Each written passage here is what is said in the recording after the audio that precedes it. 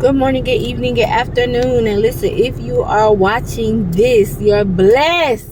You're highly favored. The main reason why is because you're alive. And if you're alive, that means there's always room for change. There's always room for more. There's always room for less. There's always room for you to make a mistake. There's always room for you to, you know what I'm saying, clean up your act, whatever.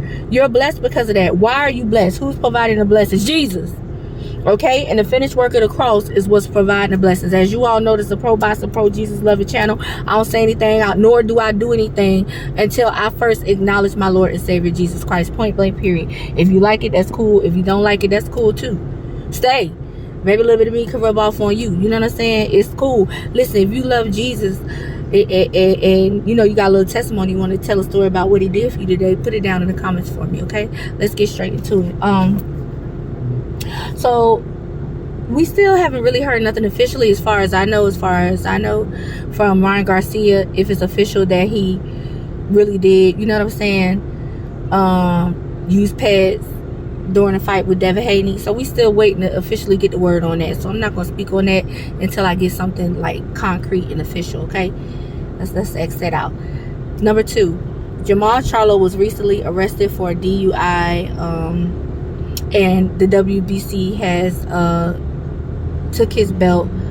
And last time I seen him, he was on live. He was basically saying he was done with the sport. You know what I'm saying? And if that's what's best for him, then I agree. You got to do what's best for you. When something isn't fun anymore, when something is more harmful to you than good, for whatever reason, leave it alone. You know what I'm saying? Whether it be a person, whether it be sports, whatever. You gotta, you know what I'm saying, keep it moving. So I'm praying his strength. I'm praying everything works out for him. I'm praying that this is the beginning of, you know, his healing. You know what I'm Also, Gervonta Tank Davis pulled up on Devin Haney. To me, it looked like Devin Haney ain't want to smoke, but like everybody else has seen, when I saw the footage, Devin was like he was finna go until he kind of glanced and seen the camera looking, like recording from behind him, and that's when he started, you know what I'm saying, talking back, talking slick.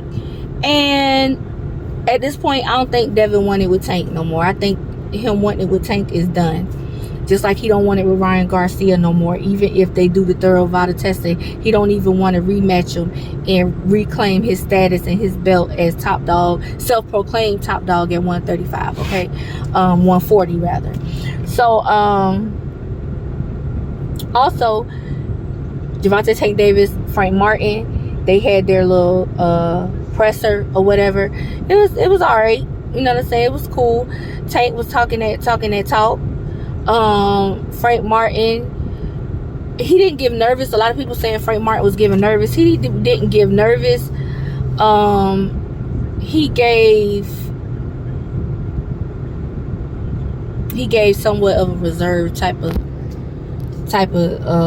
emotion during the presser, like reserve. He got a little razzle dazzle when Gervonta Tank Davis mentioned, you know, where his girlfriend is. She around here somewhere. He got a little razzle dazzle. Kind of got a little, you know what I'm saying, you could just see it in his eyes. But he gave, like, he just keeping it real reserved. He keeping it cool. After the presser, you know, Gervonta Tank Davis proceeded to patronize Frank Martin. Okay, he had a couple of words with his brother, with Frank Martin's brother, and he told Frank Martin, here's something that I said. He's too muscular. Like, I noticed that those real muscle, I don't think boxing is for the muscular. I think it's good to have a nice little bit of muscle mass on there, but to just be as muscular as he is, like when Anthony Joshua was really muscular when he first came out, I don't think it works in the favor rather of the fighter. For some reason they look slow and they look like bloated or something, look like a balloon. It's just so, you know, Gervonta Tank Davis told him, you too muscular, you too heavy. He was like, I'm gonna take you down between the 8th and the 10th round. And I believe Tank, you know what I'm saying, I believe that he's definitely gonna do it.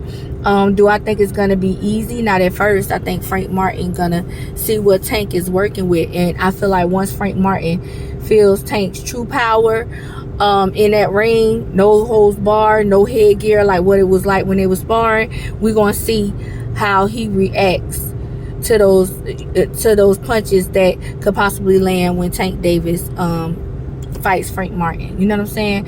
If Frank Martin is able to eat those punches, that which I haven't seen nobody that is yet outside of Pitbull Cruz, but if Frank Martin is able to eat Tank Davis's punches, then we're gonna have a fight on our goddamn hands. That was the thing with Ryan Garcia, putting all the pad use aside. Let's say we didn't know he was on pads. Like I was saying the whole fight when I was watching it, Devin he's not known for his punching power, so go ahead and eat them little punches. They may rattle you a little bit, but it ain't nothing like what Tank did, and go ahead and counter punch him, you know, and come with your little left hook, what you got, and put the boy down. Stop being scared to just come forth and just go in, because he ain't got no punching power. That's the good thing about fighting a person who doesn't have any punching power. Whenever they do hit you and decide to go toe to toe with you, if it don't hurt, then you can make sure you just hitting them harder, because no matter how hard Devin was hitting Ryan, he could not hurt that boy. He couldn't hurt that boy. He ain't had no punching power. We're gonna see if Frank Martin got a chin. We're gonna see if he really can take these punches that Tank Davis dished out. If he can take them, if he got a chin, if he don't get rocked, we're gonna have a fight on our goddamn hands. But until then, if Tank can take Frank Martin's punching power, supposedly Frank say he might catch him. He believing that he got a, you know what I'm saying, he do got a good coach. Derrick James is in his corner, so we're gonna see what's up. You know what I'm saying? Fighting somebody with no punching power is all about, they usually have a good defense. They usually, you know what I'm saying, are really slick in the ring. They usually got a nice little jab that they good at landing, and it's hard to catch them. You know what I'm saying? But to the advantage of the other fighter who's fighting a person who don't have no punching power, right? Guess what? You can eat those little jabs and go toe to toe with them, and then hit them harder. You know what I'm saying?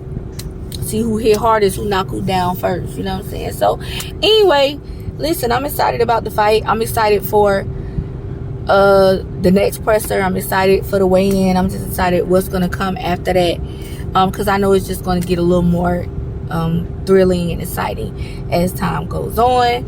That's all I got. I ain't got nothing else. Also, you know what, Tank also did a little interview with the Cigar Talk, shout out that boy over there, and he said, listen, you know the little prince over there in the Middle East over there who been making all the fights. He wanted to make the fight between Devin and Tank. He was like, why you ain't made that fight? He said, listen, I don't gotta make no fight or go over there and fight. And I got a video on that. Everybody don't want to go in the Middle East and fight. I got a video on that. Go back and watch it. He said, I make what these boys trying to make over there, I make it here in America. What the hell I'm gonna go over there for? He said, so if you just wanted me to go over there, then I tell you what, send me 2 Ferraris. And he was like, he was just throwing that out there because it's like he don't have to go over there to sell and make fights like the rest of these dudes do. And he's absolutely right. He don't gotta go over there and do that. He stay right here in America and get as much money as he want. Tank is a top dog when it comes to selling fights. You know what I'm saying? And he's going to be there until he retires, which he's been threatening to do. I think he said he want to do a few more fights, and then he going to help his young bulls get on, and he going to, you know what I'm saying, make them great. So listen, I'm excited.